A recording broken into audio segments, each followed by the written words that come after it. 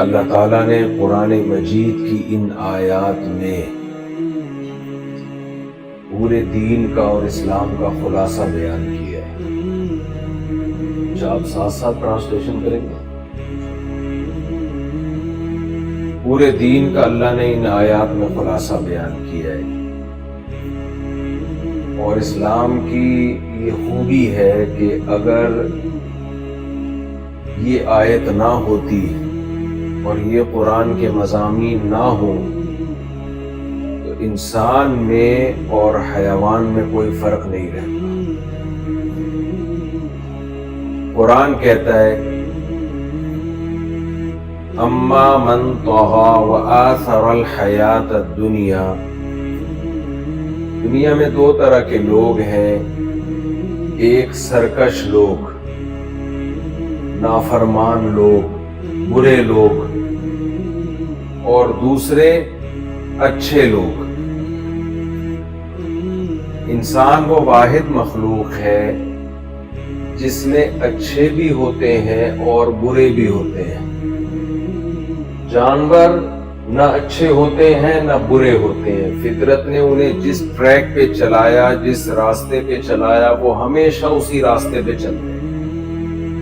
جو صفات ان کے اندر فطرت نے، قدرت نے ڈال دی ہیں، وہ صفات چینج نہیں ہوتی۔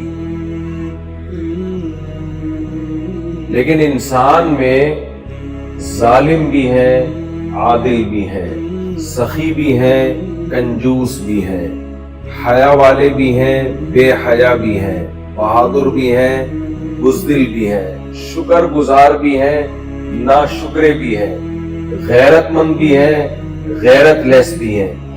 یہ ساری صفات انسانوں میں ہوتی ہیں، یہ جانوروں میں یہ صفات نہیں ہوتی۔ اب یہ بات تو سب مانتے ہیں، کافر بھی مانتے ہیں، مسلم بھی مانتے ہیں کہ انسانوں کی دو ٹائپس ہیں، اچھے اور برے، اور جانوروں کی ایک ہی ٹائپ ہے۔ جو جانوروں میں کوالٹیز ہوتی ہیں وہ بلٹن ہوتی ہیں کمپنی کی طرف سے۔ کتے وفادار ہوتے ہیں تو ہمیشہ وفادار ہی رہیں گے، وہ بے وفا نہیں ہوتے۔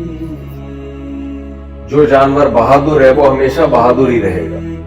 لیکن انسانوں میں انسان اپنے اختیار سے دونوں ٹریک ہیں اس کے پاس، اچھے راستے کو سلیکٹ کرے یا وہ برے راستے کو سلیکٹ کرے، یہ انسان کے پاس آپشن ہے۔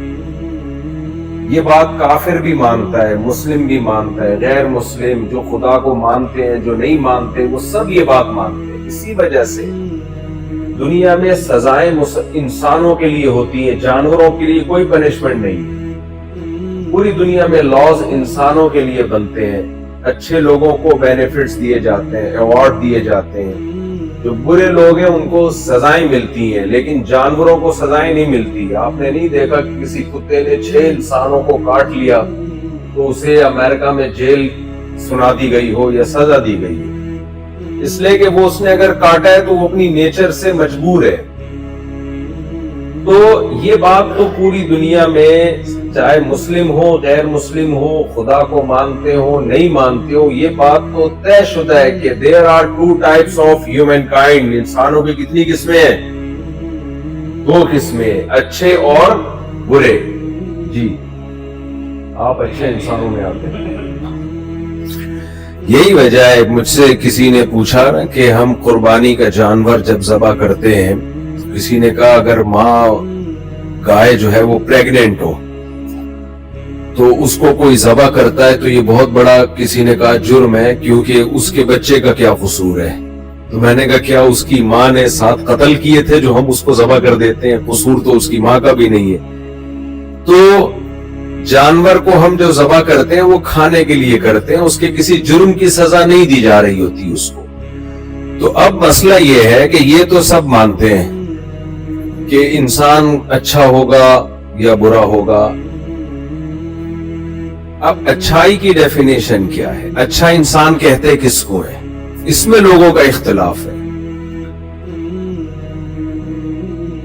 اچھا انسان کہتے کس کو ہے؟ اسلام کا دعویٰ یہ ہے کہ یہ گاڈ، خدا، اللہ ڈیسائیڈ کرے گا کون سی کوالٹیز ہیں, کون سی صفات ہیں جو اچھی ہیں, وہ اپنے اندر پیدا کرو گے تو آپ اچھے انسان کہلاؤ گے, اور کون سی صفات ایسی ہیں, کون سی کوالٹیز ایسی ہیں جو آپ اگر اپنے اندر پیدا کرو گے تو آپ برے انسان کہلاؤ گے. اسلام نے اس کو بہت اچھے طریقے سے ایکسپلین کیا ہے, جس کو کہا جاتا ہے وحی. خدا بتائے گا, اگر خدا نہیں بتائے گا تو انسان خود فیصلہ کریں گے, اور انسان کے لیے جب اچھائی اور برائی کا ایک کرائیٹیریا, ایک معیار متعین کرتا ہے, اس میں ڈنڈی مارتا ہے, اس میں دھاندلی کرتا ہے, 2 نمبری کرتا ہے.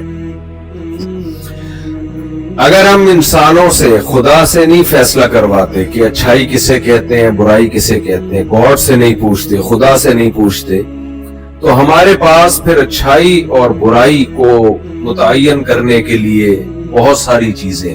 ایک ہے کلچر. کلچر ڈیسائیڈ کرتا ہے کہ یہ اچھا ہے, یہ برا ہے.